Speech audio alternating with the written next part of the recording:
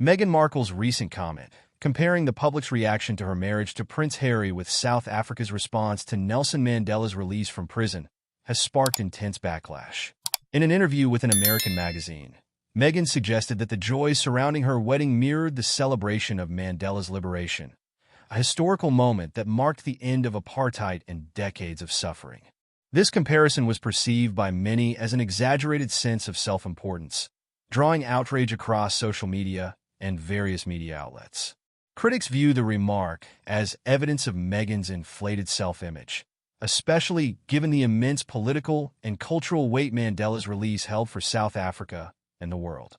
This statement is just the latest in a series of public appearances and interviews that have raised eyebrows, with some accusing Meghan of continuously trying to cast herself as a victim. Since stepping away from royal duties and moving to the United States, both Meghan and Prince Harry have remained in the spotlight, despite their claims of seeking a quieter life. Their decision to air grievances against the British royal family has resulted in harsh criticism. Many in the UK, and increasingly in the US, have grown frustrated with the couple, labeling them as self-obsessed and hypocritical. In the UK, where the monarchy holds deep significance, the couple's public commentary on their royal experience has been particularly damaging. Some of the harshest critics believe that Meghan and Harry's repeated accusations, particularly against Queen Elizabeth II and the royal family, have inflicted severe harm on the institution, especially during the late Queen's reign. These critics argue that the couple's claims, often presented without concrete evidence, appear increasingly unsubstantiated. Some accuse them of fabricating or exaggerating stories for personal and financial gain, as their high-profile deals with media companies continue to be scrutinized. Meanwhile, across the Atlantic, public perception of Meghan and Harry has also shifted. What once might have been sympathy for their struggles has turned into skepticism. Many see their constant need for attention as evidence of their hypocrisy.